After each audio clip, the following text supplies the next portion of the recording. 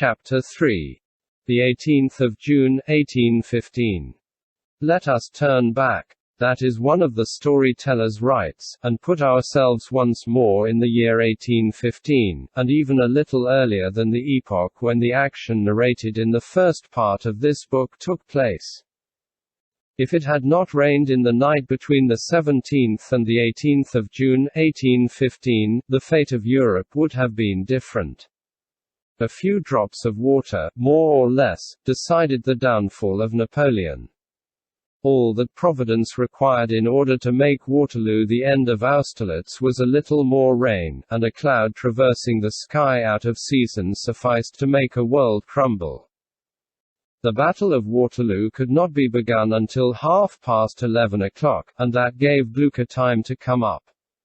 Why? Because the ground was wet. The artillery had to wait until it became a little firmer before they could maneuver.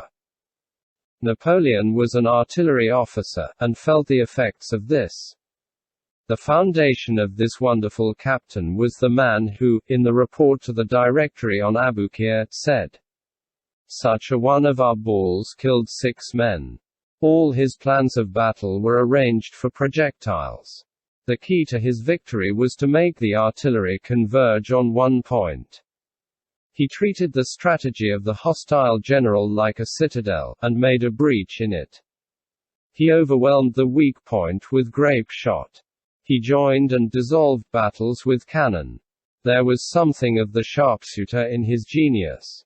To beat in squares. To pulverize regiments, to break lines, to crush and disperse masses, for him everything lay in this, to strike, strike, strike incessantly, and he entrusted this task to the cannonball. A redoubtable method, and one which, united with genius, rendered this gloomy athlete of the pugilism of war invincible for the space of 15 years.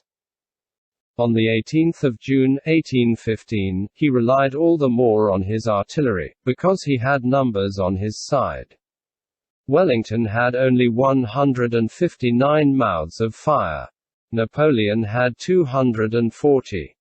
Suppose the soil dry, and the artillery capable of moving, the action would have begun at 6 o'clock in the morning.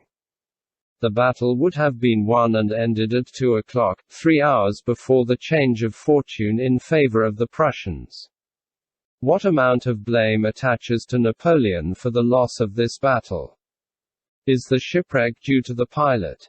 Was it the evident physical decline of Napoleon that complicated this epoch by an inward diminution of force? Had the 20 years of war worn out the blade as it had worn the scabbard, the soul as well as the body? Did the veteran make himself disastrously felt in the leader? In a word, was this genius, as many historians of note have thought, suffering from an eclipse? Did he go into a frenzy in order to disguise his weakened powers from himself? Did he begin to waver under the delusion of a breath of adventure? Had he become, a grave matter in a general, unconscious of peril? Is there an age, in this class of material great men, who may be called the giants of action, when genius grows short-sighted? Old age has no hold on the geniuses of the ideal. For the Dantes and Michael Angelos to grow old is to grow in greatness. Is it to grow less for the Hannibals and the Bonapartes? Had Napoleon lost the direct sense of victory? Had he reached the point where he could no longer recognize the reef, could no longer divine the snare, no longer discern the crumbling brink of abysses? Had he lost his power of scenting out catastrophes? He who had in former days known all the roads to triumph, and who, from the summit of his chariot of lightning, pointed them out with a sovereign finger, had he now reached that state of sinister amazement when he could lead his tumultuous legions harnessed to it, to the precipice? Was he seized at the age of 46 with a supreme madness? Was that titanic charioteer of destiny no longer anything more than an immense daredevil? We do not think so. His plan of battle was, by the confession of all, a masterpiece. To go straight to the center of the Allies' line. to make a breach in the enemy, to cut them in two, to drive the British half back on Hal, and the Prussian half on Tongres, to make two shattered fragments of Wellington and Blucher, to carry Mont Saint-Jean, to seize Brussels, to hurl the German into the Rhine, and the Englishman into the sea. All this was contained in that battle, according to Napoleon. Afterwards people would see. Of course, we do not here pretend to furnish a history of the Battle of Waterloo. One of the scenes of the foundation of the story which we are relating is connected with this battle, but this history is not our subject.